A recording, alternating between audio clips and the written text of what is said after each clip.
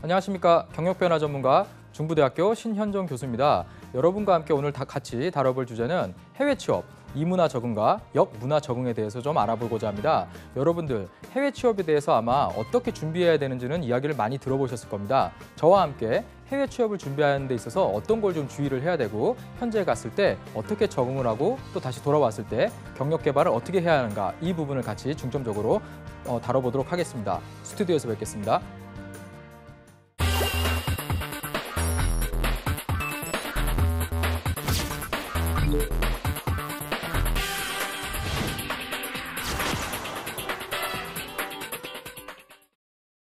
해외 취업을 준비하는 분들을 위해서 해외 취업하는 분들이 해외 취업할 때 많은 정보들을 얻고 또 저희 프로그램을 통해서 어떻게 준비해야 되고 다른 국가에 취업할 때 특이사항은 무엇인지 이런 것들을 아마 한 번씩 좀 접해보셨을 겁니다. 근데 제가 이런 프로그램들에서 좀 설명해주지 않는 부분들을 좀 발견을 했습니다. 바로 해외 취업을 할 때 좀 준비를 할 때 주의해야 할 부분이라던가 아니면 또 현지에 나가서 일하는 거잖아요. 한국에서 일하는 게 아니고 또 현지에 가게 되면 한국과 다른 어떤 문화, 언어, 이런 습관 이런 것들이 좀 있기 때문에 여러분들이 가셔가지고 현지에서 새로운 문화에 또 적응을 해야 되는 그런 기간이 필요합니다. 또 여러분들이 만약에 그쪽에서 계속 경력을 가지고 일을 계속 하신다면 상관은 없는데 만약에 내 경력이 충분하니 한국으로 돌아와서 재취업을 통해서 나의 경력을 계속 이어가고 싶다. 이렇게 했을 때는 또 다시 돌아와야 되는데 내가 살던 곳이니까 익숙하니까 오면 당연히 뭐 문제 없겠지라고 생각하겠지만 일정 기간 외국에서 나갔다 오면은요 다시 역문화 적응을 해야 되는 그런 이슈가 또 발생합니다. 그래서 이렇게 크게 세 가지를 놓고 여러분과 함께 주요 내용을 같이 한번 다뤄보도록 하겠습니다. 여러분들 이 해외 취업을 가는 거는요 상당히 여러분들 인생에 있어서 특히 젊을 때 도전할 수 있는 특권입니다. 특히 뭐 한국에서는 많은 이런 근무 기회를 제공받기 어려운데 해외에 나갔을 때는 내가 직무도 선택할 수 있고 또 일하는 것도 내가 선택할 수 있고 또 상당히 색다른 경험을 또 하면서 여러분들이 많은 것들을 또 경험하고 배울 수가 있습니다. 그렇기 때문에 나의 어떤 경력을 개발하는 과정에서 나의 경력과 업무 이런 영역을 확장시킨다는 개념에서 정말 괜찮은 선택이다. 이렇게 여러분들한테 좀 응원을 드리겠습니다. 그래서 글로벌 인재 해외 취업을 하는 분들이라고 저는 과감하게 응원을 좀 드리고 싶습니다. 그러면 주요 내용을 좀 한번 같이 들어가 보려고 하는데요. 요즘 여러분들 해외 취업이 많이 주목을 받고 있습니다. 왜 그럴까요? 물론 많은 분들이 현재 우리나라의 경기가 좀 어렵고 좀 일자리가 부족하니까 그런 거 아니냐? 맞습니다. 지금 국내에 좀 양질의 일자리라고 하는 것들이 좀 이렇게 만들어지지 못하는 이런 산업 환경 때문에 젊은이들이 내가 좀 배운 것도 많고 준비한 것도 많고 경험도 많은데 막상 들어가려니 그 수준에 맞는 일자리가 상당히 적어서 높은 경쟁을 기록하고 있는 것도 사실입니다. 그리고 최근에 뭐 워라벨이니 블라인드 앱이니 이런 것들이 유행하는 이유가 기업의 조직 문화에 대해서 많은 우리 구직자들이 관심을 갖게 되었다는 거죠. 과거에는 조직 문화 같은 경우는요, 입사를 해야 알 수 있는 것들이고 뭐 좋은 점이나 나쁜 점 이런 것들이 그렇게 공유되지 않았었습니다. 그냥 기업이 가져다주는 이미지 그것이 바로 조직 문화였다며 최근에는 SNS를 통해서 기업에 대한 많은 이야기들이 좀 이렇게 퍼져나가면서 이 많은 젊은 친구들이 내가 이런 조직 문화가 좀 좋은 회사를 좀 찾기 시작했고요. 그리고 좀 더 해외에서 좀 경험이 내가 나중에 다시 들어왔을 때도 도전을 했을 때 더 좋은 기회가 있을 것이다. 또 이렇게 생각하면서 또 외국에서의 기업 문화가 더 좋다 이렇게 생각하시는 분들도 있고요. 이러다 보니까 해외 취업 쪽으로 많이 좀 눈을 돌리게 됐다 이렇게 보시면 되겠습니다. 그리고 예전과 달리 대학생 때 어학연수 또 교환학생 그리고 해외여행 등 경험이 상당히 많기 때문에 해외에 나가는 것 자체가 두렵거나 낯설거나 하지 않고 두 번, 세 번, 네 번의 경험을 통해서 한번 도전해 볼 만한 일이라고 생각을 하기 때문에 해외 취업에 대해서 상당히 접근이 쉬워졌다. 저는 이렇게 좀 분석을 해보고 싶습니다. 그런데 여러분들 해외 취업 그러면 머릿속에 너무 좋은 나라들만 떠올리는 경우가 많습니다. 뭐 미국, 캐나다, 일본, 뭐 영국 아주 좋은 나라들만 이렇게 생각하는 경우가 많은데 실제로 이런 선진국들 이미 어느 정도의 인력 그 구조나 이런 기업의 구조가 어느 정도 완성이 돼 있는 나라에서는 해외에서 이렇게 그 두뇌들을 많이 데려다 선발해서 하지 않습니다. 자국에서도 이미 충분히 많은 인력이 있기 때문에 해외에서 정말 특별한 인재가 아니라면 굳이 비자까지 줘가면서 일을 시키려고 데려오지는 않습니다. 최근에 한국 기업들이 동남아 위주로 많이 진출을 하고 있는데 최근에 가장 한국 기업들이 많이 나가서 이 산업을 활성화시킨 곳이 바로 베트남이죠. 베트남, 뭐 인도네시아, 그리고 최근에 라오스, 그리고 뭐 최근에 동유럽 국가들 자동차 부품 회사들 좀 위주로 나가고 있거든요. 이런 쪽에 오히려 해외 취업의 기회가 좀 더 많죠. 여러분들이 생각하는 상당히 안정된 선진국에 꼭 좋은 일자리가 있지는 않습니다. 그래서 이런 것들도 약간 갭이 있으니까 여러분들이 한번 조금 생각해 볼 필요가 있습니다. 그럼 여러분들 제가 한번 조금 테스트를 한번 해보려고 합니다. 여러분들 해외에 나가면 이런 생활을 하신다고 좀 착각하는 분들도 계십니다. 절대 그렇지 않습니다. 여러분들 외국에 나가가지고요 혼자 배출러 같은 데 이렇게 살면요, 야 여기가 고시원이야 이거 뭐야 이러면서 생각할 수도 있고요. 쉐어하우스에서 이렇게 살게 되면은요 분명히 독방을 쓰고 있는데 나머지는 다 이 패슬리티를 전부 공유해서 써야 되거든요. 그래서 나 혼자 한번 거실에 앉아보고 싶다 이런 생각을 할 수도 있어요. 그렇기 때문에 여러분들 사실 집이 제일 편합니다. 그렇다고 해서 이런 데 가지는 않습니다. 여러분들 이런 곳에 절대 가시면 안 됩니다. 그렇기 때문에 여러분들이 가시는 나라들은 아무래도 한인 비즈니스가 어느 정도 들어가 있는 곳, 우리 한국 기업들이 어느 정도 진출한 지역이라고 여러분들 생각하시면 되겠습니다. 만약에 여러분들 해외 취업을 좀 내가 알선을 받았는데 레바논이란 나라에 여러분들 좀 간다고 해요. 뭐 베이루트라는 곳에 여러분들 간다고 하는데 레바논? 이렇게 여러분들 좀 의심을 할 수가 있거든요. 그래서 여러분들 이렇게 구글 맵을 좀 찾아보니까 옆에 나라가 시리아예요. 뭐야 내전 있는 나라 아니야? 이러면서 못 가겠다고 이렇게 생각할 수도 있는데 과연 여러분들 베이루트가 그런 곳일까요? 아닙니다. 여러분들 잘 보시면은요. 우리나라에선 분명히 여행금지 국가라고 좀 기록을 해놨지만 유럽 사람들이 가장 많이 놀러 오는 휴양지입니다. 휴양도시거든요. 전부 휴양도시이기 때문에 호스피탈리티에서 엄청나게 많은 그 지원자를 뽑습니다. 그렇기 때문에 또 중동 국가들 중에서 유일하게 여성이 차도를 쓰지 않아도 되는 곳이고요. 딱 보면요 분위기가 약간 싱가포르 분위기죠. 그래서 정말 큰 휴양도시입니다. 그래서 여러분들 이런 고정관념을 깨시고 실제 우리가 살아온 것하고 다른 이런 것들이 더 해외에 많습니다. 그래서 여러분들이 특정 국가 하나만 놓고 딱 이렇게 내가 가지고 있는 기존의 어떤 편견, 고정관념을 가지고 판단하는 것이 아니고요. 여러분들이 조금 더 생각을 많이 해서 이 나라별로 나라의 어떤 브랜드 이미지를 생각하기보다는 내가 하는 일, 나랑 같이 하는 일을 하는 사람들, 그리고 나를 고용해주는 이 서포트해주는 회사의 어떤 그 지원이라던가 크기 뭐 이런 것들, 그리고 향후 내가 3년, 5년 뒤에 지속적으로 일을 할 수 있는 경력의 연속성 이런 것들을 여러분들이 보시고 접근하시는 게 가장 중요하다는 얘기를 먼저 드리고 싶습니다. 그러면 해외 취업에 대한 환상과 로망을 버리는 것이 중요하다 이렇게 좀 정리를 해볼 수가 있겠는데요. 여러분들 좀 생각을 좀 해야 됩니다. 일단 해외에 가게 되면은요, 여러분들 영어만 할 줄 알면은 뭔가 다 통한다고 이렇게 생각을 하는 경우가 있는데요. 여러분들 절대로 그렇지 않습니다. 우리가 영어를 아무리 잘해도요, 현지에서 이렇게 비언어적인 커뮤니케이션이 일어났을 때 못 알아들으면요, 대화에 절대 참여가 안 됩니다. 그리고 여러분들 영어가 많이 쓰일 것이라고 생각을 하는데요. 우리 가장 가까운 옆에 나라, 일본, 중국만 가도요 영어는 거의 안 통하죠. 여러분들 잘 아실 겁니다. 그래서 영어만 좀 할 줄 알면 어느 정도 통할 것이다 이렇게 약간 착각하는 경우가 있는데 대부분의 나라들은요 그 나라의 현지어를 써야 어느 정도 통합니다. 그렇기 때문에 내가 영어 잘한다고 의사소통을 잘하는 건 아닙니다. 하지만 여러분들 내가 낯선 나라고 현지 사람들도 잘 모르고 했지만 현지에서 사람들하고 좀 이렇게 같이 어울리면서 현지에서의 어떤 의사소통 수단들을 익혀나가면서 있는다면 뭐 이런 문법적으로 완벽한 이 언어를 구사하는 건 아니지만 우리가 살아가는데 일상생활하고 일을 하는데 부담 없을 정도의 언어라면 금방 사실 배울 수도 있습니다. 그렇기 때문에 여러분들 이런 거를 전체적으로 배우는 거를 우리는 이문화 적응이라고 합니다. 영어로 이제 크로스 컬처럴 언더스탠딩이라고 하는데요. 여러분들 이런 이문화에 대한 적응을 통해서 여러분들이 이 적응을 빨리 해야 현지에서 일도 안정적으로 할 수 있고요. 여러분들이 내가 여기에 와서 일을 하고 있고 앞으로 어떻게 해야 될지가 보입니다. 그래서 이런 것들이 가장 중요하다는 점을 먼저 여러분들이 생각하시는 걸 좀 얘기를 드리겠습니다.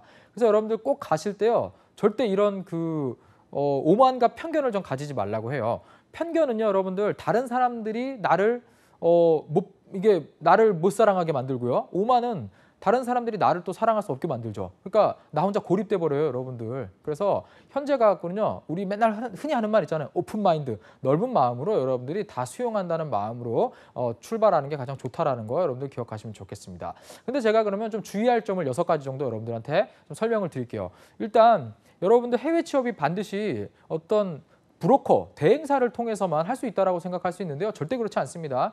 여러분들 우리나라에도요, 해외 취업 구직 정보를 제공하는 뭐 정부 사이트도 있고요. 그리고 일반 사이트들도 많이 있고요. 이런 그 특수 직무들 중에서 카페 같은 데 있잖아요. 그런 직무들끼리 모여 있는 카페에서 해외 구인 정보도 많이 올라옵니다. 그렇기 때문에 반드시 대행사를 통하진 않아도 여러분들이 취업할 수 분명히 있고요.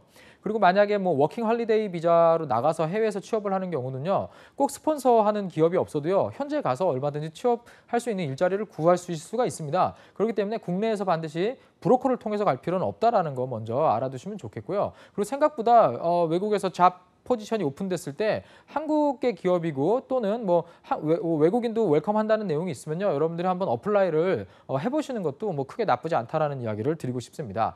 그리고 우리나라의 기업인데 취업을 신입사원을 뽑으면서 신입사원 연수 일정 기간 복무 후에 해외로 가는 조건으로 해외에서 일하는 조건, 이것도 해외 취업이잖아요. 해외 법인으로 가서 일하는 조건으로도 선발하는 곳들이 상당히 많습니다. 그래서 뭐 학습지 같은 걸 하는 회사들도 뭐 최근에 중국 쪽에 많이 확장을 했잖아요. 아니면 뭐 자동차 부품 회사들 지금 동유럽 쪽에 많이 나가고 있습니다. 이런 회사들도 국내에서 채용을 해서 해외로 보내는 경우가 많습니다. 왜냐하면 해외에서 현지 채용인 중에 한국어를 하거나 한국인이 거의 없거든요. 그래서 뭐 교포를 구할 수 있거나 한국인 유학생들이 많은 지역에 사람을 뽑는다면 굳이 한국에서 뽑지는 않아요. 그런데 일반 기업들이 현지에 진출한 국가의 도시에 한국인을 거의 구할 수 없다. 이런 경우에는 한국에서 뽑아서 보내는 경우도 상당히 많습니다. 그렇기 때문에 여러분들이 뭐 공채 달력만 보시는 게 아니고요. 이런 오픈된 잡 사이트에서 여러분들이 찾아보시면 충분히 해외 취업 정보를 많이 얻을 수 있다는 점을 여러분들이 한번 좀 생각하시면 좋겠고요. 그다음에 정부 지원금을 위해서 그냥 관심 없는데 자꾸 취업하라고 꼬시는 경우가 많아요. 여러분들 뭐 휴대폰 사라, 인터넷 바꿔라 이런 거 전화 받으면 너무 귀찮잖아요. 근데 너무 전화 많이 오면 자기도 모르게 귀찮아서 해버리죠. 네. 이 보통 업체들 중에 그런 것들도 있거든요. 여러분들이 관심 없는 곳은 절대 가시면 안 돼요. 그래서 이런 거 좀 주의를 하실 게 필요하고요. 그리고 이제 소개를 받을 때요. 언어가 필요 없는 포지션이기 때문에 일하는 게 어렵지 않다. 이렇게 얘기를 딱 듣는 순간 이 일은 무조건 머리 쓰는 일이 아니고 그냥 온몸을 희생해서 하는 육체 노동이겠구나라고 머릿속 금방 아셔야 돼요. 이거는. 그래서 왜냐면 몸을 하는 일이니까 언어가 필요 없잖아요. 일하는 거 어떻게 가르쳐주냐고요? 그림으로 그린 거 줘요. 언어가 안 되니까. 그래서 그린 거 보고 따라도 되는 정도가 단순한 일을 시킵니다. 그렇기 때문에 여러분들 저런 만약에 문구나 설명이 있으면요. 바로 걸으시는 게 좋습니다. 그다음에 현지 노동법을 따르는 게 아니고 협약된 게 따로 있으니까 뭐 너무 따지지 말고 경험삼아 한번 가봐라. 이렇게 얘기하면요. 여러분들 바로 뒤도 보지 말고 상담을 중단하십시오. 왜냐하면 여러분들 특정 국가는요. 현지의 그 최저임금이 딱 기준이 있는데 국가와의 협의를 통해서 해당 국가의 그 시민권을 소유한 사람이 취업을 왔을 때 뭐 임금은 얼마로 한다 이렇게 협약을 해버려요. 그러면 현지 최저임금은 2만 원인데 가서 식은당 한 8천 원 받아도 못 받게 되는 이런 상황이 발생할 수도 있거든요. 근데 현지의 물가는 2만 원에 맞춰져 있는데 8천 원 받고 어떻게 생활해요?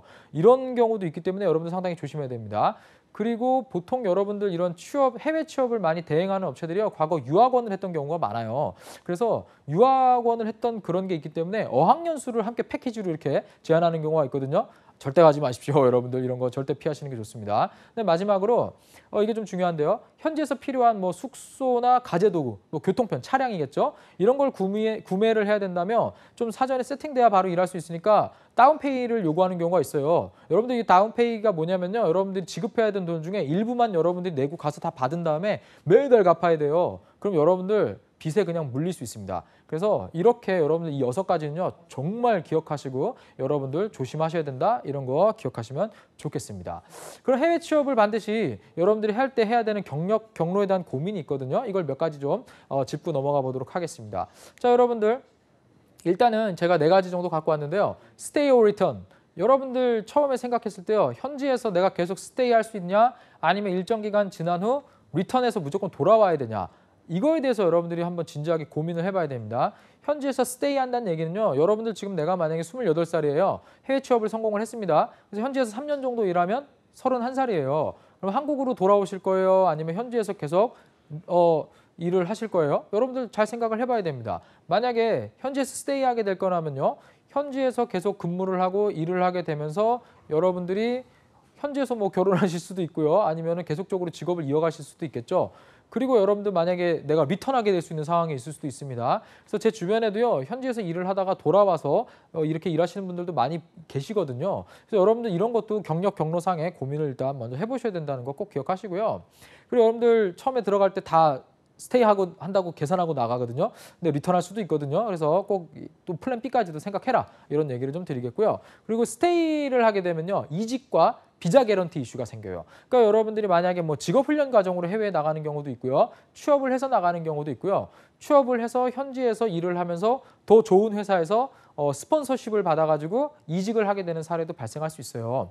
그래서 한국에서 이런 직업 훈련 과정으로 갔다가 현지에 괜찮은 한국계 기업이 현지 법인에서 채용을 해가지고 오히려 괜찮은 그 급여를 받고 현지에서 일하게 되는 전 이런 사례도 봤고요. 한 친구는 멕시코의 그 여행사에서 현지 여행사에서 휴학을 하고 일을 하다가 미국에 있는 한인 관광사랑 이렇게 협약을 하면서 일을 하다가 일 잘한다고 미국에 있는 이 한인 관광사로 취업이 된 친구 사례도 저도 봤거든요. 그래서 여러분들 이런 이직에 대한 이슈도 있고요.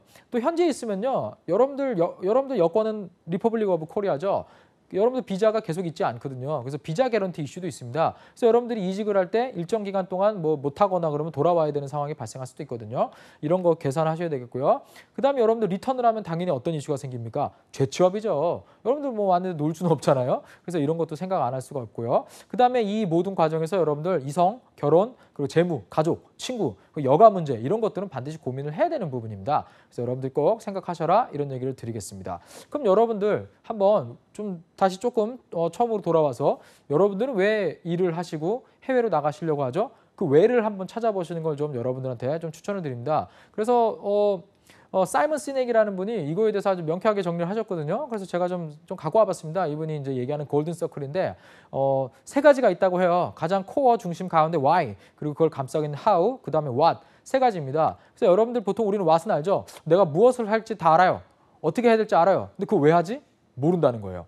그래서 여러분들이 해외 취업을 무엇 때문에 가지? 그럼 어떻게 가지? 까지 왔죠. 왜 가지? 를 한번 마지막에 고민을 해보세요.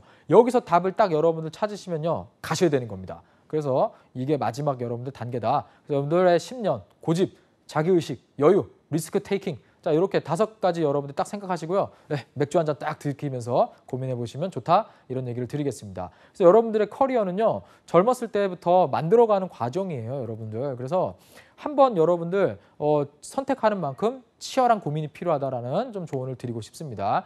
자, 그러면 우리가 이문화적인 글로벌 커뮤니케이션 이슈를 조금 짚어보도록 하겠습니다. 이슈 첫 번째, 제가 몇 가지 좀 갖고 왔는데요. 해외 취업을 하게 되면 회사 내에서요, 여러분들 다른 근무자들과 커뮤니케이션 갈등이 있습니다. 아무래도 현지 언어가 잘 안 되기 때문에 여러분들이 헤맬 수도 있고요. 또 반대로 한국 사람들끼리만 친해지고 다른 사람들하고 안 친해지는 경우도 발생할 수 있고요. 또 여러분들이 일을 하러 갔는데 나는 이제 거기 나도 일을 하는데 한국 사람인데 만약에 거기 일하는 데 괌이에요. 근데 일하고 있는 사람이 괌 사람이 아니고 뭐 다른 뭐 말레이시아에서 온 애일 수도 있죠. 자, 이렇게 되면요, 서로 커뮤니케이션 하는데 상당히 애먹습니다. 괌이라는 나라의 특징이 있고 나는 한국이니까 한국인의 특징이 있고 말레이시아에서 온 친구는 또 말레이시아인으로서의 뭐가 있겠죠. 상당히 어렵습니다. 그래서 보통은 여러분들 이런 것들은요, 우리가 태어난 출생국으로부터 가지게 된 어떤 문화적 배경과 가치관이 쫙 있거든요. 이게 부딪히면서 갈등을 수반할 수밖에 없습니다. 그래서 여러분들이 이 부분에 대해서 조금 이슈를 알고요. 현지에서 이런 부분이 있으면 오해를 금방금방 풀 수 있는 그런 여유 있는 마음 여러분들이 좀 가지시면 좋겠고요. 그 다음에 여러분들 언어 능력입니다. 여러분들 보통 해외 취업을 할 때 영어에 대한 그 기준을 많이 물어봅니다. 특히 여러분들 동남아 국가에서 있는 쪽에서 스카이프로 영어 인터뷰를 보는 경우가 있거든요. 거기 관리자니까 영어 하는 거예요. 현재 가면 여러분들 현지 일하는 사람 영어 못하는 경우 허다하거든요. 그래서 여러분들 물론 영어가 중요하지만 비영어권 국가에 갔을 땐 영어 통용되지 않습니다. 그래서 현지어를 빨리 익히는 게 가장 중요하거든요. 그래서 여러분들 꼭 이거 기억하시면 좋겠습니다. 그 다음에 고정관념을 통해서 한국식으로 다른 사람을 맞추려고 하지 마세요. 제발. 특히 우리 한국 사람들 김치 같은 거 제발 혼자 드세요. 괜히 남한테 주면서 맛있지 이렇게 묻지 마세요. 고통스러워합니다. 그래서 괜히 우리께 좋다고 그러면서 막 이렇게 보여주는 되게 나쁜 버릇이 있어요. 우리 한국 사람들. 그래서 이런 것들 여러분들 너무 어그레시브하다 이런 느낌 줄 수 있거든요. 그리고 여러분들이 자꾸 한국계 좋다 그러면서 다른 사람들한테 막 강하게 권유하면요. 여러분들 안 좋게 생각합니다. 그래서 여러분들 이거 반드시 피하십시오. 예. 그다음에 여러분들 과도한 교포 의존, 해외 체류 한국인한테 의존하는 경우입니다. 특히 여러분들 해외에 나가면 초기에 특히 한인 커뮤니티가 주변에 있을 경우에는요. 여러분들이 뭔가 탐색하고 밖으로 나가고 이 문화에 적응하고 이런 과정을 좀 즐기면서 깨야 되는데 여러분들 지역 특성이 있다 보니까 다 한인들한테 의지하게 돼요. 근데 여러분 하나 알아두시고 no free lunch 절대 공짜 음식 없습니다, 여러분들. 왜냐면 여러분들 처음에 도움을 주는 것 같지만 알고 보면 다 피예요. 여러분들한테 핸드폰을 누가 소개해줘요. 알고 보니까 레퍼럴로 뒤로 돈 받아요. 근데 마치 공짜로 해주는 것처럼 해주죠. 그 다음에 여러분들한테 통장을 개설하라고 하면서 데리고 가요. 알고 보니까 뱅크 어카운트 개설에 대한 차지를 뒤로 받고 있고요. 참 별의별 일이 다 많습니다, 여러분들. 그리고 자기가 아는 중고차 하는 형님이 있는데 가서 만나볼래? 그래갖고 뭐 차를 샀습니다. 그럼 뒤로 또 돈 받아요. 친구라서 그냥 싸게 소개시켜준 게 아니고 그냥 업체 간 거래인 거예요. 이런 식으로 히든 차지를 엄청나게 발생합니다. 그래서 나중에 그거 알게 되면 되게 기분 나쁠 거 아니에요. 막 싸우고 그러거든요. 이런 거 여러분들 좀 조심하시면 좋겠습니다. 그다음에 사고방식과 가치체계가 차이가 많이 납니다. 그래서 여러분들 특히 우리나라 사람들이요. 무지 빨라요. 그래서 상대방이 뭔가 할 때 되게 답답해 하거든요. 특히 여러분들 한 동남아 국가는요. 여러분들 이런 게 있습니다. 우리는 9시까지 출근이면 어떻게 해야 돼요? 당연히 한 8시 반까지는 사무실에 들어와가지고 딱 앉아 있어야 그게 9시 출근이잖아요. 동남아의 한 국가는요. 9시 출근이라고 그러면요. 직원들이 8시 50분까지 회사 밖에 이렇게 등성등성 있다가 9시 되면 회사 안으로 쓱 들어와요. 그 출근이에요. 네, 이런 문화가 있는데 그 친구들한테 왜 너희는 9시까지 안 오냐 이러고 하면 싸움밖에 안 나요, 여러분들. 그래서 이런 가치체계가 다를 수 있다는 거 꼭 기억하시면 좋겠습니다. 그다음에 여러분들 업무 역할과 책임 갈등이 또 나타날 수 있습니다. 여러분들 선진국일수록 노동을 제공하는 데 있어서요. 근로자에게 더 유리하게 되어 있습니다. 여러분들 한 국가 같은 경우는요. 만약에 벽돌을 나르는 일을 여러분들이 하게 됐어요. 우리나라 같은 경우는 여러분들 현장에서 일할 때 벽돌 나르면 어떻게 하죠? 이 친구 접네. 그럼 막 주죠. 그럼 뭐 못 일어나면 아저씨 무거워요. 그러면 뭐 젊은 놈이 이것도 못해. 이러면서 막 이러는데 해외 어떤 나라는요. 자네 몸무게가 어떻게 되나? 몇 킬로그램입니다. 그러면 키랑 몸무게를 막 해가지고요. 벽돌의 무게를 막 넣어갖고 공식을 막 계산하더니 너는 50개의 벽돌만 한 번에 나를 수 있어. 뭐 이런 조건을 줘요. 정말 아름다운 나라죠. 예. 그래서 여러분들 상당히 그런 한국하고 다른 경우도 많아요. 근데 이런 국가일수록요. 여러분들 뭔가 일을 하고 났을 때 팔로업을 상당히 자주 합니다. 팔로업이 일한 걸 체크하는 거죠. 이런 것들이 많은데 여러분들 뭔가 감시받고 있다라고 생각 들을 수도 있어요. 그런데 이건 문화입니다. 그래서 여러분들 이런 거에 대한 갈등 없었으면 좋겠습니다. 자, 그리고 여러분들 가면 식사도 문제예요. 제가 지금 화면에 제가 아침 메뉴로 스테이크 베이글을 하나 갖고 왔습니다. 맛있어 보이죠? 여러분들 이거 이런 거 여러분들 막 이렇게 난 못 먹어 이럴 수 있는데 못 드실 수도 있어요. 그런데 너무 거부만 하지 마십시오. 여러분들 현지인들과 만나서 현지의 음식을 먹는 것도요. 문화의 소통 중에 하나입니다, 여러분들. 그래서 여러분들 이런 게 되게 중요한데 제 경험 하나 알려드릴게요. 제가 캐나다에서 일을 할 때요. 캐네디언하고 같이 이렇게 그 카페테리아에서 밥을 이렇게 줄을 서서 사고 있었어요. 거기는 이렇게 접시당 이렇게 받아갖고 계산하는 건데 앞에 캐네디언 할머니한테 제가 물어봤어요. 여기 많은 파이가 있는데 캐나다에서만 나오는 파이가 뭐냐? 그랬더니 이거 레몬 멀린 파이라고 있는데 이게 100% 캐네디언 거다 이러더라고 알려주더라고요. 그래서 제가 그걸 딱 집어갖고 계산하니까 맛있게 먹으라 그러면서 저랑 같이 앉아갖고 한참 얘기했었거든요. 여러분들 문화의 소통 도구다라는 거 기억하시면 좋겠습니다. 자, 그래서 여러분들 경력 관리에는요 5가지가 필요합니다. 여러분들의 적응 능력, 그리고 수용 능력, 의사소통 능력, 스트리트 스마트. 길에서 여러분들 잡식을 많이 얻으세요. 사람들하고 친해지라는 얘기입니다. 그다음에 여러분들 자기 개발에 소홀하지 않는 것. 이걸 여러분들이 꼭 집중해 주시고요. 여러분들 4차 산업혁명에서 항상 강조하는 게 대인관계, 의사소통, 동기, 태도 강조잖아요. 현지에 나갔을 때 여러분들이 완전 무장 해제된 상태 아니겠습니까? 그래서 현지인들하고 많이 친해지는 거 여러분들이 연습하세요. 그렇게 해서 여러분들이 아웃고잉, 되게 외향적인 사람으로 조금 여러분들이 바꿀 수 있는 기회도 될 수 있다는 거 기억하시면 좋겠습니다. 네, 이제는 마지막으로요. 여러분들 가시게 되면요. 문화에 대해서 처음에 흥미기를 느끼고요. 그다음에 여러분들이 나 이거 맞는 거 이렇게 있는 거 맞아? 그러면서 좀 충격이 왔다가 적응을 하게 되는 이런 4가지 단계를 거치게 됩니다. 그래서 여러분들 처음에 가면 매우 즐겁죠. 그다음에 가면 여러분들 허니문이 끝나요. 이거 한국과 비교해 보는 거예요. 이건 별로고 이건 좀 아니고 하면서 조금 이제 두려워집니다. 바닥까지 떨어져서 이제는요. 충격이 와요. 그런데 충격을 바닥까지 치면요. 갑자기 좋은 게 보이기 시작해요. 왜냐면 있다 보면 한국보다 좋은 게 있거든요. 생각보다 좋은 것들을 발견하기 시작하면서 완전히 적응해서 이중 문화기를 여러분들이 경험하면서 정말 현지에서 재밌게 살게 되는 이런 경우 볼 수 있습니다. 왜 그래서 한국에서 있다가 외국에 가서 사는 연예인들 한 번씩 이렇게 TV에 나오면 되게 현지에서 잘 살잖아요. 그런 거가 바로 스텝 4에 들어가신 분들이겠죠. 그거 한번 여러분들이 비교해 보시면 금방 이해가 되실 겁니다. 자, 여러분들 무슨 일이 일어난 거죠? 네, 그냥 퇴근 시간이에요. 너무 긴장하지 마십시오. 자, 여러분들 해외 취업을 끝내고 귀국하면 어떠한 일이 발생할까요? 여러분도 하나 아셔야 될 거. 바로 한국에 돌아오게 됐을 때는요. 여러분들이 만약에 1년 이상, 2년, 3년 이렇게 일을 하고 오시면요. 한국에 딱 들어왔을 때 원래 내가 있던 곳이니까 나는 뭐 문제 없어. 이렇게 생각할 수 있는데요. 여러분들 알아두셔야 될게요. 내가 한국에 오는 순간, 비행기에서 내리는 순간 우리나라에서 가장 느린 사람이 되십니다. 왜냐하면 거기 현지에서 우리나라보다 빠른 나라 없어요, 여러분들. 그래서 현지에서 되게 느린 여유 있게 있다가 한국에 딱 왔을 때 너무 빠른 사람들의 어떤 대답, 행동 이런 거에 되게 처음에 적응 못 하거든요. 그래서 여러분들 기억하시고요. 그리고 우리 대한민국은 뭐든지 너무 빨리 바뀌죠. 한 1년만 나갔다 오시면요. 원신 되세요. 그래서 내가 또 현지에서 아무리 있어도요. 네이버로 다음으로 지식을 얻어도요. 한계가 있거든요. 여러분들 그거 생각보다 우리나라 빨리 바뀐다는 거 기억하시고요. 그리고 최근에 있었던 일에 대해서 잘 모르기 때문에 대화 주제에 묶입니다. 그래서 사람들 만나는데 스트레스 받게 되고요. 그리고 또 귀국하면은 참 좋은데 빠른 시일 내에 경력을 시작해야 되는데 이게 상당히 부담 갈 수 있어요, 여러분들. 그래서 이 네 가지는 여러분들이 빨리 생각을 하셔야 됩니다. 그래서 현지국에서 여러분들이 만약에 귀국을 리턴을 결정하셨다 그러면요. 이 네 가지를 꼭 생각하시고요. 먼저 어느 정도 내가 어떻게 할 건지 계획을 짜시고 한국으로 돌아오시는 걸 여러분들한테 조금 더 강조를 드리고 싶습니다. 그래서 여러분들 출국 전에는요. 여러 가지 여러분들 생각을 합니다. 뭐 거주 환경이 변화할 것이고요. 과면 여러분들 외국인이죠. 여러분들이. 그리고 새로운 시도고요. 스스로에 대한 책임도 올라가고요. 또 가족들에 대한 이슈도 생깁니다. 근데 이제 귀국을 하게 되면요. 경력 전환이라던가 재취업, 그리고 직무 불일치에 대한 불안감. 왜냐하면 현지에서 내가 배운 게 있는데 그걸 못할 수도 있거든요. 그거에 대한 불확실성, 그리고 다시 백투 러시아워, 다시 바쁜 생활로의 귀환. 이런 것들이 여러분들한테 조금 스트레스를 줄 수 있는 부분이다라는 거 생각하시면서 여러분들 해외 취업을 준비하셔라 이렇게 조언을 드리겠습니다. 그래서 여러분들 자기관리법 간단하게 제가 알려드릴게요. 최초 도취기부터 초조 불안기, 점진적 적응기, 이중문화기 이걸 거치면 여러분들이 충분히 해외에서 여러분들이 적응을 했다 이렇게 제가 과감하게 이야기를 드리겠습니다. 똑같이 한국에 들어오셨어도요. 이런 프로세스로 여러분들이 적응을 하셔야 되는 겁니다. 이거 잊지 마시고 기억하시면 좋겠습니다.